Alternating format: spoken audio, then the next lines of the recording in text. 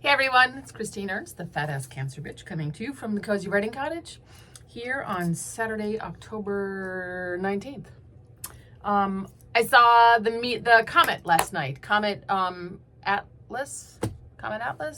It has many numbers and letters after its name, but it was hanging in the sky. It was between 7 and 7:30 in the western sky. Just a faint little feather. So faint. You had almost like in the way of when you look at stars, if you look just to the left or the right of it, you can see it more clearly. It was like that. But my phone got a nice picture of it because it sees better than my eyes do. But I did actually see it. My phone made a beautiful picture of it, which is more than I actually saw, but I have a record. And it's also the Orionids this weekend. I just can't keep up. The Northern Lights, this comet, the Orionids, shooting stars. I don't know. Is it the end times? No. These are good portents.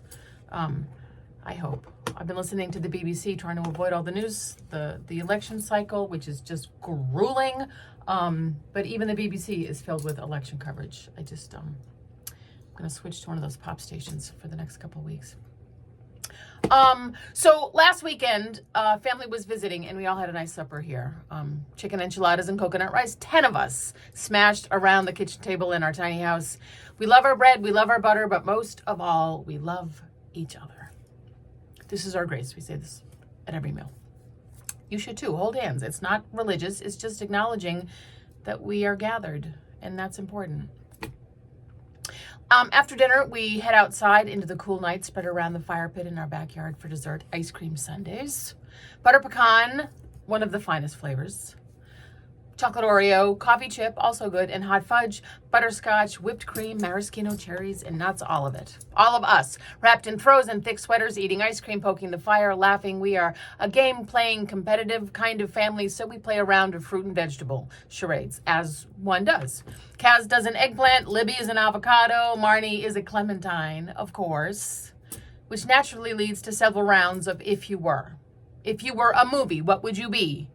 Kaz would be the first Lego movie, no doubt. My mother would be Casablanca, of course. Libby is the fifth Harry Potter. I can't decide. Maybe any version of Little Women?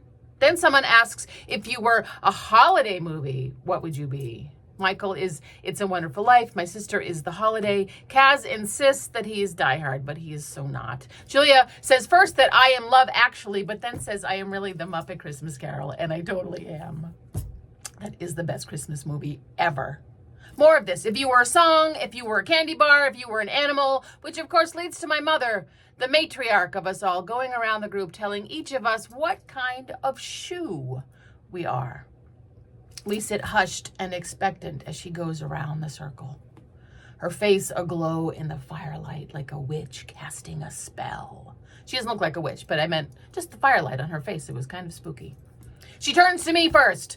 Chris, I think you are, and here her gaze narrows as she considers in her mind's eye a catalog of possible footwear that I might be. I sit expectant.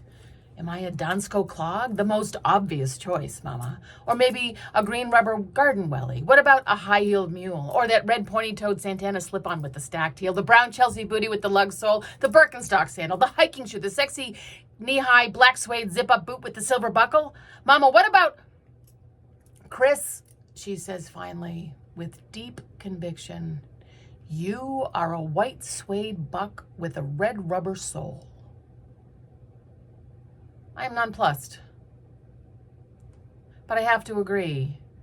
This is correct. A tidy shoe, a practical shoe, pragmatic, comfortable, a little masculine, a little high maintenance perhaps, also timelessly stylish in a way.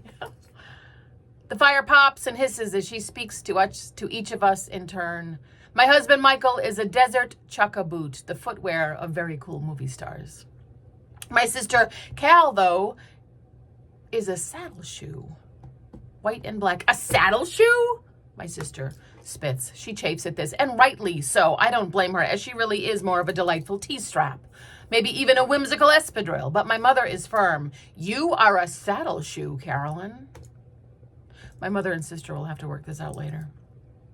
Now her grandchildren. Marnie is a sweet little slingback, or maybe a sexy little kitten heel patent leather pump. My mother waves her hand in the air as if to clear some astral mist from her shoe vision. She nods sagely. A slingback, I think. Julia is absolutely a very expensive fleece-lined Ugg clog. Milena, of course, is a very sensible, very clean, pristine even pair of Adidas Sambas. Casimir is a shiny Cordovan penny loafer with a tassel. Iris is a purple plastic crock who has the potential to grow into a sweet little slingback. Libby is an old pair of worn Converse high tops, untied. This delights Libby. My mother herself is a cozy slipper. She is like the Oracle of Delphi tonight, the Sorting Hat, Miss Jane on Romper Room with her magic mirror. She never called my name, by the way. I see Karen, I see Kathy, I see David, I see Brian. She never ever saw Christine. Except for my sister and perhaps herself. I know she wants to be a cozy slipper, but she is actually a steel-toed, iron-shanked shit kicker. Except for my sister and herself, my mother is weirdly spot on tonight around this fire. We will remember this night. That time Googie told us all what kind of shoe we were. How we were all laughing and making fun and eating ice cream, but really listening and waiting our turn. Hanging on to each word. Holding our breath at each dramatic pause. As if her pronouncement of what shoe we were was somehow a measure of her regard, which we all craved. We should all be such a matriarch. Let me tell you what shoe you are. It was silly but lovely, and fairly accurate, just except for my sister. But seriously, if you ever met my sister, she really is a T-strap. She's absolutely a T-strap. So what kind of shoe would you be if you were a shoe? Or if you were a candy bar, if you were a donut, if you were a flavor of ice cream, if you were the weather, if you were a tree. Play this game with yourself and with your family, with your friends. It's endlessly fun and a weird little lens into folks. Playful. And mostly low stakes. unless my mother thinks you're a saddle shoe.